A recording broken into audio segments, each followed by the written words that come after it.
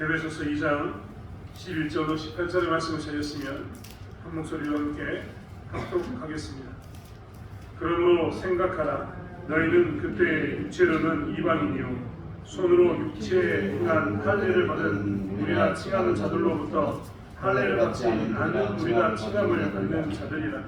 그때 너희는 그리스도 밖에 있었고 이스라엘 나라 밖에 사람이라. 약속의 언약들에 대하여는 외인이요 세상에서 소망이 없고 하나님도 없는 자이더니 이제는 전에 멀리 있던 너희가 그리스도 예수 안에서 그리스도의 피로 가까워졌느냐. 그는 우리의 형통이시라. 불로 하나님과 유사 원수된 것 또 중간에 막힌 남을 법정으로 된 계명의 율법을 폐하셨으니 이는 이 돌로 자기 안에서 한 세 사람을 지어 화평하게 하시고 또 십자가로 이 둘을 바꾸고 하나님과 화평하게 하려 하시며 원수된 것을 십자가로 소멸하시고 또 오셔서 먼데 있는 너희에게 평안을 전하시고 가까운 데 있는 자들에게 평안을 전하셨으니 이는 그로 말미암아 우리들이 한 성령 안에서 아버지께 나감을 얻게 하려 하시니라. 아멘. 성탄절이 정말 바짝 다가왔습니다. 예전과 달리 캐롤도 나오지 않고 성탄, 예전과 같이 성탄에 이런 기쁨을 누릴 수 있는 성탄 트리나 혹은 리스라고 했던 수많은 것들이 지금은 보이지 않습니다. 지금은 많은 사람들이 성탄의 이 즐거움보다는 그저 연말과 연시로 보내는 시간이 되어버렸습니다. 사실 법적인 문제가 있어서 캐롤송이라고 이야기했던 성탄에 대한 노래도 지금은 잘 나오지 않습니다. 예전만 해도 어디를 가든지 있는 사이로 이런 노래가 나오고 기쁘다 구절 좋네 이런 노래들이 나왔었는데 지금은 그런 노래마저도 듣기가 힘든 시대가 되어버렸습니다. 그러다 보니까 우리도 모르는 사이에 점점점 성탄절은 희미해져 가는 것 같습니다. 12월이 되면 우리 또한 성탄을 기억하면서 성탄의 의미를 알아야 되는데 이 성탄을 자꾸만 놓치는 삶을 살게 되는 것 같습니다. 성탄이라는 그 말 자체는 거룩한 탄생, 거룩할 성자에 탄생하다의 탄자입니다. 그냥 출생이 아니라 탄생이라고 쓴 것은 그분의 위대하심, 그분의 구별되심을 구원하기 위해서 거룩한 탄생이다라고 우리는 성탄절을 지었습니다. 혹자는 성탄절이 12월 25일이 아니다라고 이야기하면서 그 12월 25일이 예수님의 탄생일도 아닌데 어찌하여 너희들이 그날을 기념하느냐라고 이야기하는데 비록 우리는 그 날을 기념할 수, 그 날이 언제인지 모르지만 정확히 알 수는 없지만 왜냐하면 여러 가지 이유가 있습니다. 달력의 차이가 있고 여러 가지 문화의 변화가 있어서 지금은 정확히 날짜를 알 수는 없지만 우리는 분명하게 알 수 있는 것이 무엇이냐면 그분이 이 땅에 오셨고 그분의 탄생이야말로 정말 위대한 탄생이다. 거룩한 탄생이다. 구별된 모습으로 기념할 만한 탄생이다라는 것을 우리는 너무나 잘 알고 있습니다. 그리고 그것이 우리에게 얼마나 큰 기쁨을 가져왔는 것도 너무나 잘 알고 있다는 겁니다. 그렇다면 이렇게 세상은 예수를 잊어갈 때 예수를 너무나 잘 알고 있는 우리들, 예수의 은혜를 입은 우리들이 무엇을 기억해야 되는가? 성탄절이 올 때마다 우리는 무엇을 다시 한번 기념하면서 우리 마음에 담아둬야 되는가? 우리는 그것을 다시 한번 되돌아보기를 원합니다. 먼저 예수의 탄생을 기억하면서 우리가 무엇을 기념해야 되는가? 첫 번째는 무엇이냐면 우리는 그리스도 밖에 있었던 사람이었음을 우리는 기억해야 합니다. 우리는 그리스도 밖에 있는 자들이었다는 겁니다. 오늘 본문에서 이야기했던 것처럼 그때는 우리는 육체로는 이방인이었고 할례 받는 사람들에게 우리 받는 사람들은 우리에게 너희는 할례 받지 못한 자들이라고 이야기하는 사람들이었고 우리는 그리스도 밖에 있는 사람이었고 이스라엘 아래 밖에 있는 사람이었습니다. 약속의 언약에 대해서 외인이어서 우리는 언약 안에 들어갈 수 없는 선 밖에 있는 사람들이었습니다. 우리가 그리스도 예수를 믿으면서 예수 그리스도를 믿으면서 우리는 그전에는 선 밖에 있었으나 지금은 어디 있냐면 선 안에 들어와 있습니다. 예수 믿으면 형통한다라는 말, 저는 그 말에 대해서 그것이 전도의 구호가 되지 않았으면 좋겠다라고 생각하는 사람 중에 하나입니다. 형통하기 위해서 교회에 나오는 것, 그것을 반대한다는 겁니다. 하지만 반면에 예수 믿으면 형통하는가 하고 저에게 묻는다면 예수 믿으면 반드시 형통합니다. 특별히 형통하단 말이 인생을 성공적으로 살았다 이런 말이 되는데 예수 믿으면 인생은 반드시 성공적인 삶이 될 수밖에 없습니다. 물질의 많고 적음이 우리 인생 가운데 어떤 기준이 된다는 것 따지더라도 예수 믿는 사람은 예수 안 믿는 사람보다 더 부유하고 넉넉하게 삽니다. 여러 가지 모양 가운데 우리는 이 형통을 예수 믿으면서 경험하고 있는 겁니다. 물질이 아닌 것에도 마찬가지입니다. 예수 믿는 사람들이 훨씬 더 심리적으로도 여유가 있습니다. 그래서 심리적으로 여유 있는 사람들이 선을 행하기도 합니다. 자기는 먹을 것이 없으면서도 하나님이 주신 것을 알기 때문에 먹을 것을 나눠주는 그런 세상이 보기에는 무모한 것처럼 보이는 담대함을 행하는 그 삶을 살 때도 있습니다. 예수 믿는 것은 이렇게 형통과 가까운 자리에 나가는 것이고 형통에 좀 더 한 걸음 가까이 나가는 그러한 모습이 예수 믿는 것입니다. 그렇기 때문에 예수 믿는 것은 형통의 자리냐라고 물어보면 그렇다라고 저는 말씀드릴 것 같습니다. 그리고 그렇다라고 말씀드릴 수 있습니다. 예수를 믿고 난 후에 우리의 모습을 한번 살펴보시겠습니까? 처음 예수를 믿을 때 나는 어떤 모습이었습니까? 그런데 지금 나의 삶은 어떤 모습으로 와 있습니까? 최근에도 저희 아버님과 이야기하다가 저는 저희 외삼촌들 중에 예수 믿는 사람이 전혀 없는 줄 알았는데 외삼촌 중에 한 분이 이번에 장로 피택 시험을 봤다라고 이야기하는 장로 피택이 되었다는 이야기를 들었습니다. 그리고 이제 장로 시험을 보고 있는 과정 중에 있는데 기도해달라고 저희 어머니에게 전화했다는 이야기를 들었습니다. 그런데 어머니 말에 의하면 젊었을 때부터 예수를 열심히 믿었던 이 외삼촌은 그 당시에 보기에는 집도 안 없는 것처럼 보이고 교회의 족족 모든 것을 다 갖춰서 다른 형제보다 늦은 것처럼 보이는데 지금은 빌딩을 사고 집을 사서 잘 지내고 있다는 말을 하는 것을 들었습니다. 그러면서 이번에 또 장로의 피택이 되어서 장로 고시를 준비하고 있는 그 자리에 서 있다라고 이야기하면 어머니에게 기도해달라고 하는 그것을 들으면서 굉장히 예수 믿는 사람이 이렇게 되는구나라는 것을 다시 한번 느끼는 시간을 가졌습니다. 믿지 않는 우리 부모님들도 그렇기 때문에 그 예수 믿으면 그렇게 되더라 라고 이야기했던 모습 가운데 있는 것을 보게 됩니다.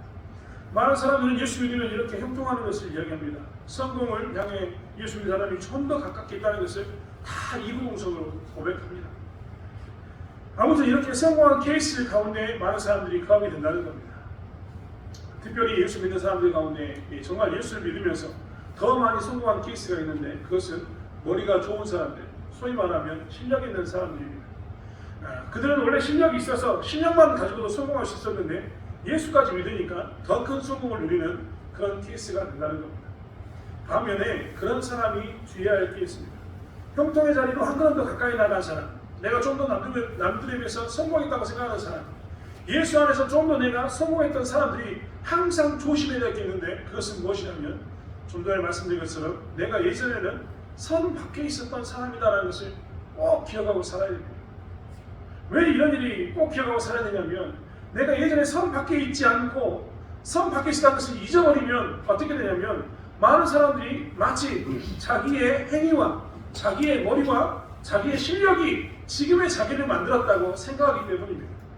하나님께서는 은혜로 불러주셨음에도 불구하고 선 밖에 있어서 자격 없는 자를 은혜로 불러주셨음에도 불구하고 이 정말 교회 안에서 성공하다 보니까 그리고 이 성공한 사람들이 자기가 선 밖에 있다는 것을 기억하지 않으면 어떻게 되냐면 나의 성공은 마치 당연한 것처럼 느껴지고 나의 성공은 나의 노력인 것처럼 생각한다는 겁니다. 대표적인 사람 중에 안타깝지만 많은 박사들이 있습니다. 예전에 우리가 잘 알고 있는 건강치킨 박사라고 이야기했던 이모 박사님이 계셨습니다. 아마 우리나라 사람들 중에 그 이야기를 들어보지 않는 사람은 없을 겁니다. 저희 지금 젊은 우리 어린 학생들이 있는데 어린 학생들을 빼고 저희 또래의 모든 사람들이 다 알고 있었습니다. 그분은 채식을 주장하면서 채식을 하면 이게 건강해진다라고 이야기하면서 이 채식을 전파하기도 하고 그리고 그렇게 살 것을 계속해서 이야기했습니다. 특별히 성경 안에 있는 음식에 대해서 어느 게 거룩한가 부정한가를 이야기하면서 거룩한 음식을 먹었을 때 얼마나 유익한가에 대한 이야기를 했습니다. 하지만 그분은 지금 하나님 믿는 우리와 함께 하지 않습니다. 그렇게 열심히 예수 안에서 성공했다고 이야기하면서 모든 전 국민이 우리나라 예수 안 믿는 국민마저도 알만했던 그 사람은 지금 하나님 안에 있지 않습니다. 그가 선 밖에 있었다는 것을 잊어버리고 그가 마치 예전부터 선 안에 있는 사람처럼 생각하고 자기가 지금 주장하는 모든 것은 자기의 실력과 자기의 지혜에서 나온다고 생각했습니다. 그래서 그는 사람들이 자기가 이야기했던 것처럼 채식을 이야기하고 성경 안에 있는 거룩과 부정한 음식을 구분하면서 거룩한 음식을 먹었을 때 더 건강하다라고 이야기하는 그 주장을 기존의 교회가 들어주지 않자 그는 교회를 떠났습니다. 여러분 음식에 관한 부분은 우리가 이미 베드로의 환상을 통해서 하나님의 음성을 들었습니다. 무엇을 들었습니까? 우리에게는 더 이상 부정한 것도 정한 것도 없습니다. 우리는 모든 음식을 다 하나님께 주신 은혜로 받아들이면서 먹습니다. 그런데 이분은 자기가 선 밖에 있었다는 것을 잊어버리고 은혜를 잊었음을 잊어버리고 오늘 본문에 이야기한 것처럼 율법을 무너뜨렸던 그 율법을 다시 세우기에 급급해서 구약에 있는 그 거룩한 음식과 부정한 음식을 나누고 거룩한 음식만을 먹어야 된다고 주장했습니다. 많은 기독교인들이 다 이분홍성으로 고백하는 것은 무엇이냐면 우리에게는 정한 음식과 부정한 음식이 없고 오직 은혜로 오는 음식을 먹는다라고 이야기하고 살았습니다. 그러다 보니까 기존의 교회가 그의 말을 들어주지 않자 그는 어떻게 했냐면 기존의 교회를 떠났습니다. 그는 지금 어디냐면 우리가 이단이라고 이야기하는 정말 죄송합니다. 삼육재단에 가 있습니다. 왜 그가 거기 가 있었냐면 그의 이야기를 그 재단에서 제일 잘 들어줬기 때문입니다. 그 안식일교라고 이야기했던 그 이단의 그 한 종파에서 그의 이야기를 경청해주고 그가 하는 주장에 대해서 옳다라고 이야기하니까 그는 어떻게 했냐면 모든 것이 다 은혜였고 우리는 모든 음식을 대하에 있어서 하나님 주신 그 은혜로 먹는 것을 잊어버리고 그는 어디로 가느냐 잘못된 길 그의 말을 들어주는 길로 가게 됐다는 겁니다. 만약 그가 자기의 삶이 이전에 성 밖에 있는 자였다는 걸 기억한다면 자기가 그전에는 외인이었다는 것을 기억한다면 그는 모든 음식이 은혜라고 이야기했던 그 말에 대해서 공감하면서 그리로 돌아갔을 겁니다. 하지만 그는 자기의 주장과 자기의 지식, 지혜를 들어주는 사람의 품으로 쫓아갔습니다. 하나님이 아니라 하나님 아닌 사람을 쫓아가는 삶을 선택한 겁니다. 이렇게 되는 것이 무엇이냐면 선 밖에 있었다는 것을 잊어버리는 형통한 사람들의 이 잘못된 모습 중에 하나입니다. 우리는 그렇기 때문에 내가 좀 더 형통한 자리에 가까이 갔다라고 생각할 때마다 무엇을 더 기억하게 되냐면 내 과거는 예전에는 선 밖에 있는 사람이었다. 나는 지금 내가 가지고 있는 이 모든 은혜를 마땅히 누려야 할 존재가 아니라 누릴 수 없는 존재였는데 하나님께서 나를 부르셔서 은혜를 누리게 하셨다는 것을 기억해야 된다는 겁니다. 나는 내가 지금 누리고 있는 이 모든 것이 내 노력의 산물이고 내 지혜의 산물이고 내 실력의 산물이라는 이 생각들을 버릴 수 있는 유일한 방법은 무엇이냐면 내가 과거에 얼마만큼 선 밖에 있었는가 얼마만큼 외인이었는가 내가 아무리 실력을 가지고 있고 아무리 지혜를 가지고 있고 아무리 노력을 해도 가질 수 없었던 그 선 밖에 있었던 그 모습을 기억해야 한다는 겁니다.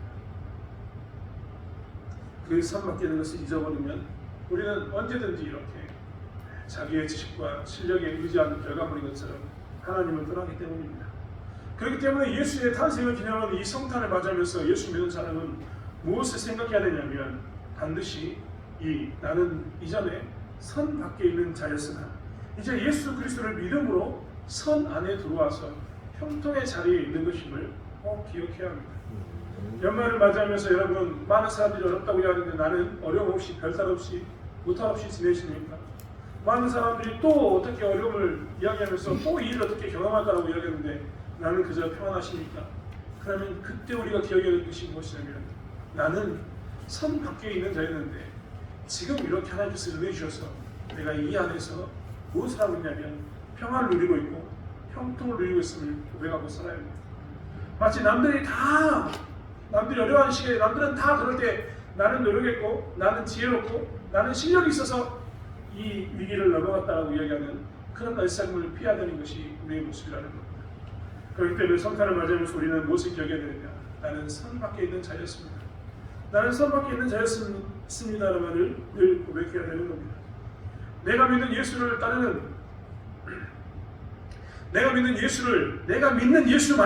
따르는 것이 옳다라고 이야기하는 그 잘못된 주장을 했던 그런 모습에 실력 있는 그 박사, 영향 있던 박사가 되는 것이 아니라 비록 나와 다른 모습으로 있을지 모르지만 그들이 예수를 믿고 그들이 예수 안에 서 있다면 그들이 인정하면서 품어줍니다.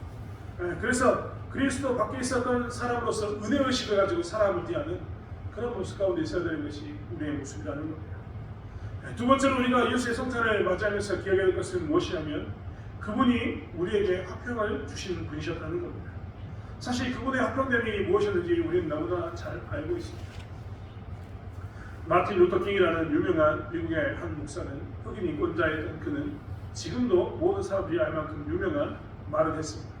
그 말은 무엇이냐면 I have a dream 이란 나에게 꿈이 하나 있습니다 라는 그의 설교는, 그의 말은 지금도 많은 사람들에게 회사됩니다.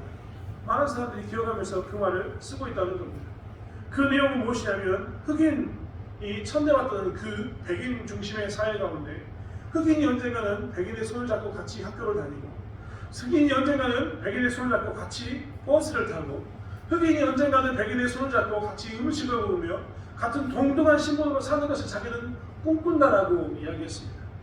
그런데 미국은 지금도 흑과 백이 분리되어져 있습니다. 많은 흑인들은 열심히 나가서 자기들의 죽음에 대해서 원망하고, 혹여라도 흑인 중에 한 명이라도 상해를 당하면 흑인의 탄압이라고 이야기하면서 엄청나게 분노합니다. 그들이 분노했던 이유는 무엇이냐면, 여전히 백인에게 있어서 억압받고 백인이 했던 그 착취에 대해서 풀리지 않는 그 감정 때문입니다. 반면에 또 백인들은 뭐라고 이야기하면, 자기들이 가지고 있는 것을 빼앗긴다라고 이야기하면서 흑인들을 끔찍히 미워합니다. 미국 사회는 지금도 용서가 없고 호용이 없는, 대지에만 있고 분리만 남아있는 곳 중에 하나가 되어버렸습니다. 마틴 루터 킹이라는 그 목사님이 굉장히 오랜 시간 전에 나에게 꿈이 있다라고 이야기하고 선포하면서 많이 화합되는 것처럼 보였지만, 지금도 미국은 나눠져 있는 곳이라는 겁니다. 유럽은 어떨까요? 유럽은 나치즘이라는 것, 유럽의 극우주의자들 때문에 몸살을 앓고 있습니다. 과거 우리가 알고 있던 그 역사의 지식 가운데 많은 그 독일 사람들이 유대인들을 학살했다는 것을 알고 있습니다. 유대인들을 학살했던 그 상황 가운데는 자기들 민족 외의 다른 민족들은 2등, 3등 심리를 여기고 불필요하다고 생각했습니다. 그래서 그들은 전쟁을 일으킨 것을 당연시 여겼고, 자기들이 그들을 지배하는 것도 당연시 여겼고, 자기들이 그들을 죽이는 것도 당연시 여겼습니다. 히틀러만 그랬습니까? 이탈리아의 무솔리니도 그랬습니다. 그 당시에 많은 이 유럽에 있는 극우주의자들, 정말 철저한 극우주의자들이 무엇이냐면, 이렇게 자기 민족 외에 다른 민족은 다 쓸데없는, 가치없는 민족이라 이야기하면서 전쟁을 일으키는 것을 정당화했습니다. 그 전쟁 이후에 많은 사람들은 이제 두 번 다시 나치라는 말을, 히틀러라는 말을 꺼내지 못하게 만들었습니다. 극우에 대해서 엄청난 반감을 가지고 극우주의자들을 경계했습니다. 그런데 유럽은 지금 극우주의자들이 다시 정권을 잡았습니다. 이탈리아는 조르자 멜라니라는 여인이 이탈리아의 총리가 됐는데, 그 총리의 배경에는 이탈리아의 극우주의, 무솔리니가 했던 그 정책이 그대로 담겨져 있습니다. 유럽은 지금도 1등 시민, 2등 시민, 3등 시민이라는 이런 편협한 시각에서 벗어나지 못하고 극우주의자들 사이에서 이렇게 반감이 생기는 이런 모습 가운데 분열된 모습으로 서 있는 것을 보게 됩니다. 제가 좀 전에 말씀드렸던 미국의 흑백과 유럽에 있는 극우주의자들과 그렇지 않은 다른 민족과의 민족적 갈등은 다 무엇을 보여주냐면, 하나 되는 것이 얼마나 어려운가를 보여주고 있습니다. 정말 화평을 갖는다는 게, 평안을 갖는다는 게, 두 세력이 부딪혔던 그 두 세력이 어느 날 모든 것을 내려놓고 화평한다는 것, 같은 공간에서 음식을 먹고 떡을 뗀다는 것, 이것이 얼마나 어려운가를 너무나 절실히 보여주고 있다는 겁니다. 사실 성경이 말하고 있는 이 시대에도 이런 일은 늘 있었습니다. 사실 유대인들에게 있어서 이방인과 함께하지 못하는 것은 엄청난 그들만의 자긍심이 있었기 때문입니다. 유대인들은 이방인들에 대해서 어떻게 생각했냐면, 하나님이 지옥불의 연료로 사용하기 위해서 이방인들을 창조했다라고 생각했습니다. 유대인들은 만약에 자기 집안의 친척 중에 누가 이방인과 결혼하면, 그 이방인과 결혼하는 그날 그들은 집안에서 뭘 했냐면 장례식을 치렀습니다. 드디어 그는 우리를 떠나서 죽었다라고 이야기하는 그런 시간을 가졌다는 겁니다. 반면에 이방인들은 유대인들을 어떻게 생각했냐면, 변방의 하찮은 잘못된 신을 섬기는 그러한 아주 보잘것없는 민족으로 얘기했습니다. 정말 그들만의 독특한 문화를 가지고 있지만, 지금 이미 이 나라를 지배하는 그 이방인들, 소위 말하는 헬라인들은 유대인들이 너무나 보잘것없는 그런 존재라고 생각했습니다. 자치권을 주고 있었지만 언제든지 군대를 동원해서 그들을 누를 수 있고, 그들을 탄압할 수 있고, 그들의 왕을 바꿀 수 있는, 그들이 따르고 있는 모든 것을 뒤집어 엎을 수 있는 그런 존재가 누구냐면 자기들이라고 생각했습니다. 이런 반복이 있던 유대인과 헬라인이 예배를 같이 드리고, 예배 후에 성찬식을 한다고 같이 포도잔에 입을 대고 같이 떡을 떼는 것이 가능했을까요? 그런데 그 일이 일어났습니다. 지옥불의 연료로 사용하기 위해서 이방인을 만들었다고 생각했던 유대인들은 예수를 믿음으로 인해서 무엇이 되었느냐? 예수께서 주시는 그 화평을 기억하면서 원수되었던 그 담을 스스로가 무너뜨렸습니다. 그리고 이방인들도 하찮게 여겼던 그 유대인에 대한 그 신을 심지어는 우리가 한번 들어보자라고 이야기했으나 들어보니 별것 없다라고 이야기하면서 부활하신 예수를 증거하는 너희들이 우습다고 이야기했던 그 이방인들, 헬라 사회에 찌들었던 그들이 예수를 믿게 되었습니다. 그들 스스로가 이방인에 대한 편견을 버리고 막힌 담을 허물었다는 겁니다. 무엇 때문에요? 예수 그리스도 때문입니다. 그래서 교회는 그동안 전 세계가 하려고 했으나 하지 못했던 그 흑과 백의 혹은 극우주의자들과 그리고 다른 민족들, 지배를 받는 그 민족들 사이에 그 갈등의 골을 메울 수 없는 것처럼 그 갈등의 골을 메우고 드디어 이방인과 유대인이 한 공간에서 예배를 드리고 한 음식을 먹을 수 있었던 겁니다. 사실 이제 에베소 교회는 항상 이 예수를 기억하면서 무엇을 기억했어야 했냐면 이 하나님을 위해서 예수께서 자기의 육체를 십자가에 못 박힌 것을 기억하고 살았던 것을 보게 됩니다. 그런 것처럼 우리도 성탄이 다가오면 우리는 무엇을 기억해야 되냐면 하나님께서 우리에게 화평이 되셨고 특별히 예수 그리스도께서 우리에게 화평이 되셔서 우리의 막힌 담을 특별히 오늘 성경의 표현에 의한다면 우리의 원수된 그 막힌 담을 허물었다는 것을 우리는 기억해야 합니다. 우리를 가로막고 있는 것은 그가 유대인이었기 때문에 가로막는 게 아니고 그가 헬라인이었기 때문에 이방인이었기 때문에 가로막는 게 아닙니다.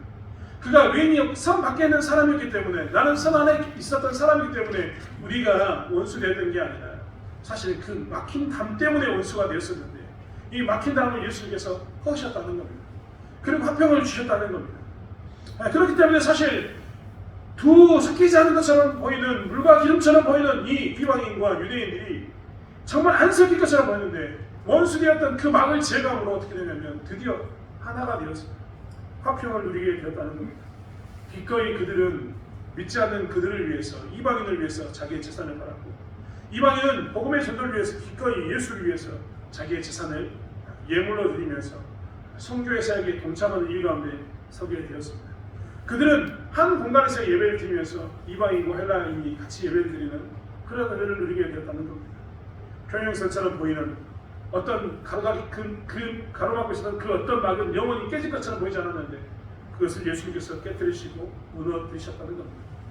독일의 베들린 장벽이 무너져서 독일이 서독과 동독이 통일이 되었던 것처럼 그러한 은혜가 어디를 통해서 나타나느냐?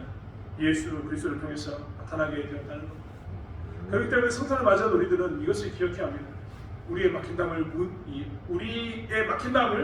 허물어뜨신 분은 하나님이시고 예수 그리스도께서 우리의 원수되었던 그 막힌 것을 무너뜨리셨던 것을 고백하면서 우리 또한 막힌 것이 있으면 예수의 은혜로 무너뜨릴 것을 선포하고 우리가 다시 하나님 가운데 있었다는 것을 기억하면서 하나님을 더욱더 힘써 지키는 더 이상 외인이고 그리고 내인이고의 관계가 없이 더 이상 선 밖에 있는 사람이고 선 안에 있는 사람이고 관계없이 우리가 하나 되는 것이 우리의 모습인 것을 보게 됩니다. 극단적으로 치달렸던 우리의 삶에 드디어 평화의 실마리인 예수가 있다는 것을 기억하면서 예수를 붙들고 해서 극단적인 그 삶이 아니라 화평하여서 하나가 되는 그 삶을 살아가는 것이 우리의 모습인 것을 기억하고 살아야 된다는 것입니다. 마지막으로 성탄을 맞이하면서 예수님의 탄생을 기억하면서 우리가 기억해야 될 것은 우리가 세워진 토대가 예수 그리스도라는 것입니다. 우리는 지금 우리의 인생 가운데 예수 그리스도 안에 우리의 인생을 세우고 있습니다. 토대가 얼마나 중요한지에 대해서는 너무나 잘 알고 있을 겁니다. 일전에 한번 말씀드렸습니다. 식량을 저장하기 위한 종자창고를 만들기 위해서 20년 넘게 종자창고를 어디다 세울 것인가 사람들은 연구했습니다. 그리고 그들이 찾았던 것은 커다란 바위, 한 덩어리 된 바위를 구멍을 뚫고 거기에 지었습니다. 그런 공간은 지금 전 세계에 아무리 뒤져도 나오지 않습니다. 그만큼 어떤 토대는 정말 중요합니다. 무너지지 않는 토대는 더욱더 중요한 것을 보게 됩니다. 여러분, 이민 1세대와 2세대를 이야기할 때마다 이민 1세대는 2세대를 위해서 갈아 다져진 고기 같다라고 이야기합니다. 다른 곳에서 내가 첫 번째 다른 곳으로 이사 갔던 그 가정이 이민을 가게 되면 그 이민 사회에서 1세대라고 했던 그 부모가 온갖 천한 일을 다 하게 되고 희생과 원신을 하게 됩니다. 그리고 나면 그 2세대는 비로소 성공의 일을 가게 됩니다. 그래서 이 처음 이민을 갔던 1세대를 양분이 되는 갈아지는 세대라고 이야기합니다. 최근에 제가 TV를 보는데 TV 안에 누가 나오냐면 손웅정 씨라는 사람이 나왔습니다. 손웅정 씨는 사실 손흥민의 아버지입니다. 제가 손웅정이라고 이야기하면 모르지만 손흥민의 아버지라고 이야기하면 다 아실 겁니다. 네, 그는 손흥민이라는 축구 선수가 유명해지고 정말 전 세계에서 갖기 힘든 상을 받았을 때도 우리 아들은 월드 클래스가 아닙니다라고 외쳤던 사람입니다.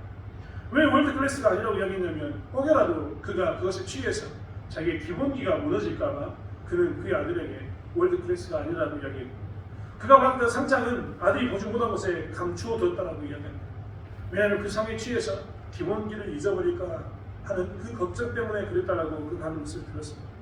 심지어는 그는 그의 책에 그가 책을 썼는데 모든 것은 기본에서 시작한다라는 책을 썼는데 손흥민을 어떻게 지금에 있는 선수로 만들었는가에 대해서 이야기가 쓰여 있습니다. 무려 그 책에 나온 바에 의하면 무려 7년 동안 손흥민에게 시켰던 것은 무엇이냐면 기본기였다라고 이야기합니다. 기본만 7년 동안 시켰다는 겁니다. 그럼 그때 손흥민이가 무명 선수였느냐? 그렇지 않습니다. 독일에서 잘 나가고 있는 선수였는데 17살부터 24살 때까지 그는 아주 치열하게 그 순간 모든 순간에 잘 나가는 아들에게 기본기를 훈련시켰습니다. 그 7년의 기본기를 시켰던 그 훈련의 그 모습은 지금 손흥민에게 습관이 되어서 지금 뛰고 있는 구단에서도 선수들이 손흥민이 그 기본기를 연습하는 것을 보고 있으면 혀를 내두르면서 독한 놈이다라고 이야기할 만큼 여전히 기본기에 충실하고 있습니다. 기본기에 충실한 그 이유는 무엇일까요? 그 기본기가 토대가 되기 때문입니다. 이 토대가 돼야지, 이 토대가 튼튼해야지만 인생이 성공할 수 있는, 그리고 인생이 든든히 설 수 있다는 것을 너무나 잘하기 때문에 이 토대를 만들기 위해서 기본기에 힘쓰는 것을 보게 됩니다. 우리에게도 마찬가지입니다. 우리 인생의 토대는 어디에 세우는 게 중요합니다. 우리 인생의 토대는 어디에 세워야 되는가 우리는 늘 생각해 보아야 합니다. 그리고 우리 인생의 토대를 만들어 주신 것은 예수 그리스도이심을 우리 고백하고 살아야 합니다. 우리는 모래에 집을 짓는 자가 아니라 반석에 집을 짓는 자라고 늘 고백하고 살았습니다. 즉 반석이신 예수 그리스도의 토대 위에 우리의 집을 짓고 살고 있는 겁니다. 성탄절이 다가올 때마다 우리는 기억해야 될 게 뭐냐면 예수님께서 이 땅에 오셔서 내 인생의 토대를 세워주셨다는 것을 그렇기 때문에 꼭 기억해야 합니다. 우리의 인생의 토대는 지금 예수 믿고 난 후에 우리의 인생의 토대는 누가 세웠는가? 내가 예수 믿기 이전에 내 인생의 토대는 내 부모가 세웠을 수도 있고 내가 세웠을 수도 있지만 예수 믿고 난 이후에 내 인생의 토대는 지금 어디에 서 있는가를 살펴보면 우리는 예수 그리스도 위에 서 있다는 것을 기억해야 된다는 겁니다. 그리고 내 인생의 토대가 예수 그리스도 위에 있다고 생각하는 사람들은 반드시 무엇을 기억해야 되냐면 창수가 나고 홍수가 있습니다. 비바람이 불 때마다 무엇을 생각해야 되냐면 나는 예수 그리스도의 토대 위에 있다는 것을 기억하고 살아야 됩니다. 성경은 한 번도 예수를 믿는 사람에게 창수가 없다라고 비바람이 없다라고 이야기하지 않습니다. 비바람이 있으나 그는 그 예수 그리스도의 토대 때문에 무너지지 않는다라고 이야기하고 있습니다. 우리에게도 오늘 그렇기 때문에 성탄을 기억하면서 우리가 기억해야 됩니다. 기억해야 될 것은 무엇이냐면 어려움이 찾아오는 그 시기가 우리 가운데 있을지라도 우리의 토대는 예수 안에 있다는 겁니다. 그리고 나의 삶은 예수 안에 세워졌다는 겁니다. 여러분 유치한 이야기처럼 보이지만 예수 위에 세워진다는 것은 결코 실패 없는 무너지지 않는 인생을 산다는 의미가 됩니다. 아무리 창수가 불어와도 나는 무너지지 않는다. 내 스스로가 자의하면서 스스로가 체면을 거는 게 아니라 반석 위에 서있기 때문에 우리는 무너지지 않는 겁니다. 이 토대가 예수 그리스도 된다는 것은 바로 거기에 있습니다. 그렇기 때문에 성탄이 찾아올 때마다 우리는 무엇을 기억해야 되냐면 나의 토대는 예수 있음을 기억하면서 살아야 합니다. 내 인생이 흔들릴 때마다 우리는 내 인생의 토대는 예수임을 고백하고 살아야지만 우리는 무너지지 않는, 비록 흔들릴 수도 있지만 무너지지 않는 삶을 살고 있고 다시 더욱더 세워져가는 삶을 살 수 있다는 것을 우리는 더욱더 기억해야 된다는 겁니다. 사랑하는 성도 여러분, 우리의 인생은 이렇게 기본기가 아주 튼튼한 그 예수 위에 세워있다는 것을 기억하면서 우리가 다시 한번 성탄절을 맞이하면서 나의 토대를 확인하는 저와 여러분이 되기를 원합니다. 혹여라도 이렇게 기본기를 다지는 시간이 길어져서 토대 가운데 내가 예수 그리스도 위에 서 있지만 내 인생이 아직 형통함을 경험하지 못했고 아직 성공을 경험하지 못했다고 하는 사람들이 있다면 여러분 그 기본기를 만드는 순간을 하나님께서 허락하셨고 그 기본기가 갖춰졌을 때 그 토대 위에서 우리는 비로소 형통을 맛본다는 것을 기억하면서 다시 한번 이 내 토대인 예수를 떠나는 것이 아니라 토대 안에 서 있기를 더 힘쓰는 저와 여러분이 되기를 원합니다. 더욱더 내 안에 있는 이 토대에 집중하면서 버리지 않는 삶을 살길 원한다는 것입니다. 사랑하는 성도 여러분, 성탄절을 맞이하면서 우리가 이것들을 기억하기를 원합니다. 좀 전에 나눴던 것처럼 우리는 성 밖에 있었던 사람을 기억하면서 은혜의식을 갖고 살기 원합니다. 내가 지금 잘나가고 있는 모든 것은 나의 지혜와 노력이 아닌 것을 고백하며 살기를 원합니다. 나는 그저 은혜로 있다는 것, 성 밖에 있는 자였으나 그 앞에 있는 것을 잡을 수 없는 자였으나 이제 예수 때문에 잡을 수 있는 자가 됐다는 것을 기억하기를 원합니다. 또한 우리의 막힌 담을 하시는 그 하나님, 하나됨으로 나가시는 그 예수 그리스도의 은혜를 기억하면서 우리가 우리의 삶 가운데 이 온 수비했던 담을 예수께 서셨음을 기억하면서 하나됨을 지키는 저와 여러분이 되기를 원합니다. 또한 흔들리는 가운데 있을지라도 나의 토대는 예수 그리스도의 반석에 서 있다는 것을 기억하면서 다시 한번 그 토대에 우리의 인생을 든든히 세워나가는 저와 여러분이 되길 원합니다. 기도하겠습니다. 하나님, 우리 가운데 화평을 주신 분이 누구십니까?